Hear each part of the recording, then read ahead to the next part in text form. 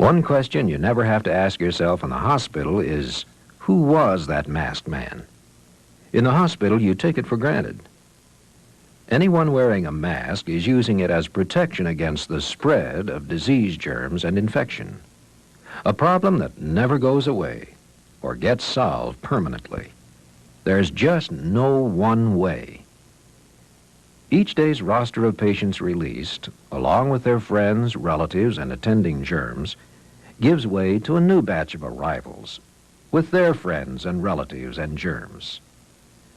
Germs and bacteria have no compulsion at all about hitching rides on patients whose resistance is always low. But they also don't mind traveling on hospital employees who, like the rest of us mortals, walk around with germ-carrying hands, itchy scalp, and who knows what all. Summing it up lightly, the hospital is truly the Disneyland of the germ population, with wonderful rides and exciting things to feed on in every inch of space. I feel lousy. I must have picked up a bug somewhere. I'm getting a really sore throat. I wonder where I got that bug. You're both mighty right. You've been bugged. Which brings us to the whole point of this message.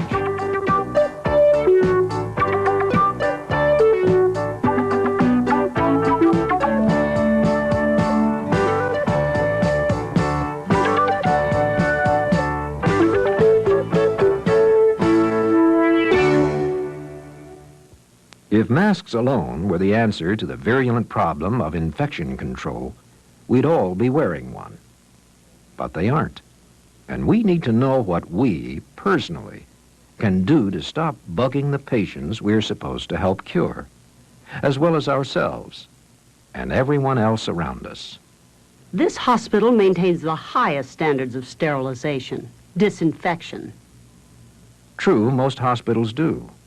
But with all their advanced scientific measures, there's one thing they can't control. It lies within each of you, and it has to do with attitudes about plain good hygiene and cleanliness. No books I've read list attitudes as a cause of infection. Aren't we getting off the subject? Well, let's see if we are.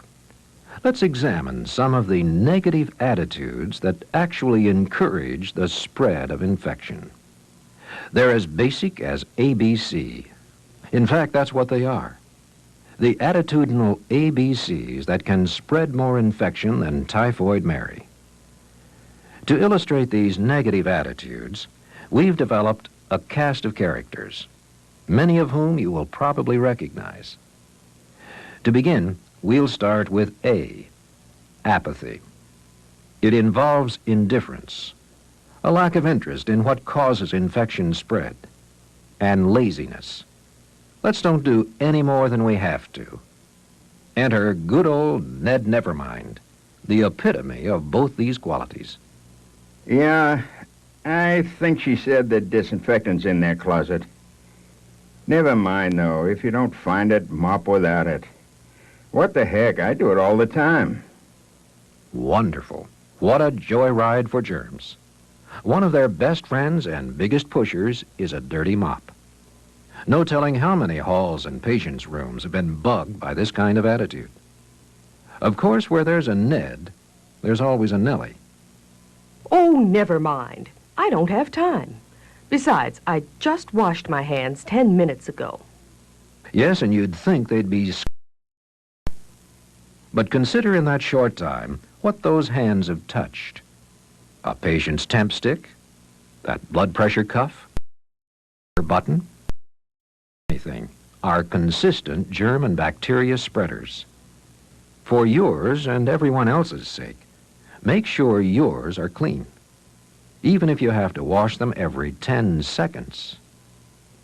Added to indifference and laziness, apathy also carries with it unconcern, a lack of feeling about consequences. Meet Sally So What, voted Miss Popularity by every germ in the hospital for the second year in a row. Yes, I saw that trash in your stairwell. So what? Somebody just forgot it. I didn't figure it was my problem. Those blinds really ought to be cleaned, I suppose. Well, so what? They don't look all that dirty. I'll do 'em next week. Breeding places for germs in the hospital are everybody's problem, Sally, and policing the place is everybody's responsibility. If you see something that needs attention, do something. Either take care of it yourself or report it to someone who will. Stop bugging everyone around. Replace that unconcern with a little caring. Next comes the big B in those attitudinal ABCs, belligerence. That's the tendency to bristle at the very thought of having to do something. Unfortunately, hospitals are made up of have-tos in the form of rules and regulations, particularly in the matter of infection control. They therefore produce an uncommon number of those predictable rule breakers. It makes Schuyler Skirmish here mad as all get out that the rules say he can't eat or drink anything when he's working up slides. I've got more work here than I'll ever get done. Darned if I'm gonna starve to death, too. The heck with the rules. Of course, it took a bit of explaining when Mrs. Furbish's biopsy showed whole wheat, not to mention that it had to be done all over again. Schuyler has since had his comeuppance, though. He found out that rules are for his protection, too, when he ingested a large dose of hepatitis along with a hasty bite of fried chicken. Hospital rules are made to help prevent contamination and the spread of infection. Do yourself and everyone else the favor of respecting them at all times. Belligerence takes other forms, too. There are those who are just plain jealous of their territories. Blanche Brisket is a prime example.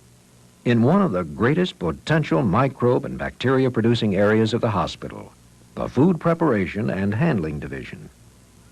No one tells me how to run my kitchen.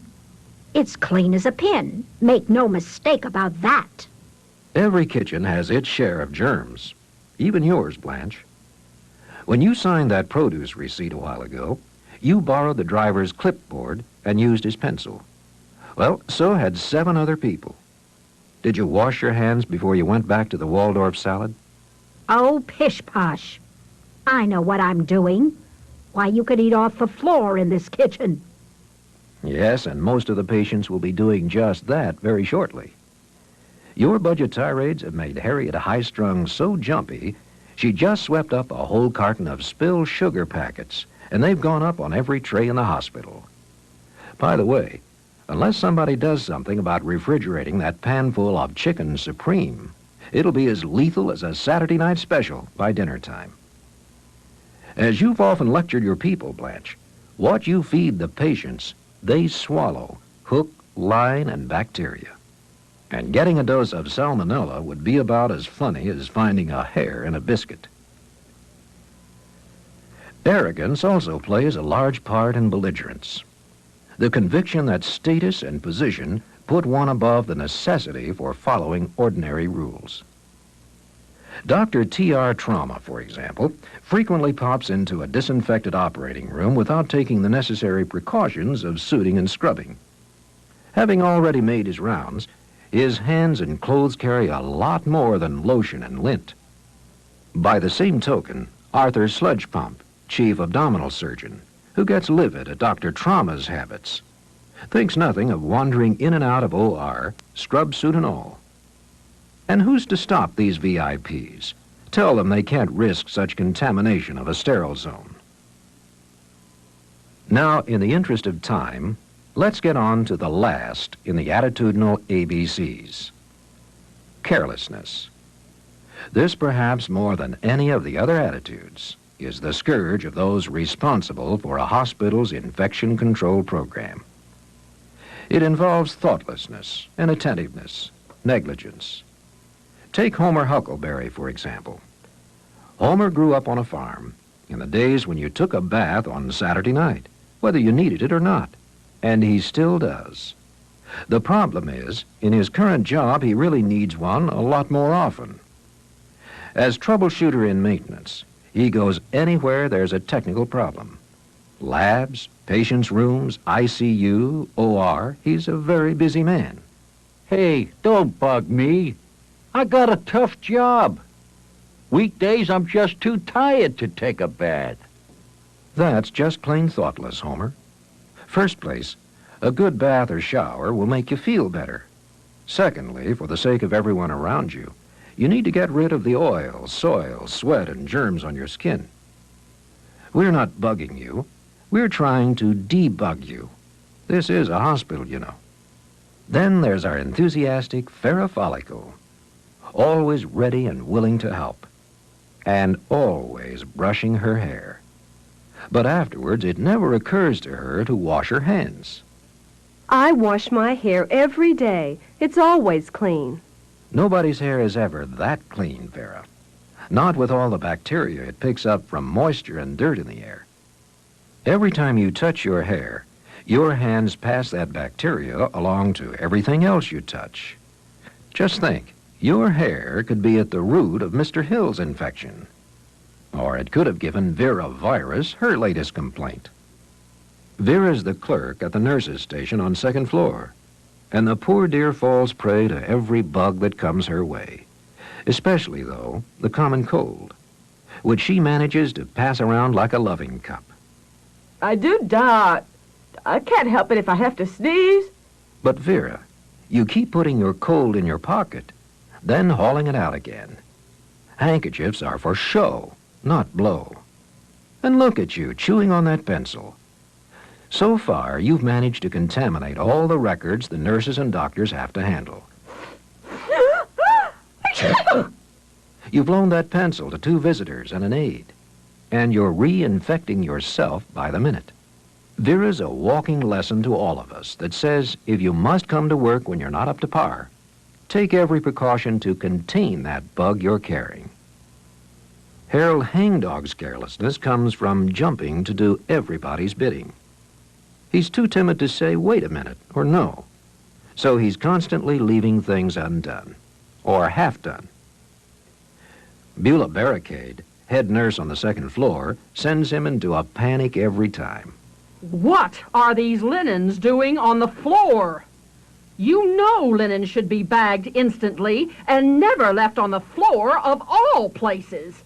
Of course Harold knows this, but he dropped the bidding because someone sent him downstairs with a hurry-up requisition. And just now, when Beulah called, Harold, come here this instant. He left a bedpan on a patient's overbed table. The Harolds of this world leave a trail of unfinished business behind them, which in the case of hospital employees usually means a trail of germs and infection. How about you? Are you harboring any of these attitudes that bug so many people? Apathy, with its indifference, laziness, and unconcern. Belligerence, with its rebelliousness, jealousy, and arrogance. Carelessness, with its thoughtlessness, inattentiveness, and negligence. Infection control in the hospital is everybody's job. And since no one else can do yours, get rid of those negative ABCs right now and start minding your P's and Q's. Everyone in the hospital depends on you, and their message, wherever you look, comes through loud and clear.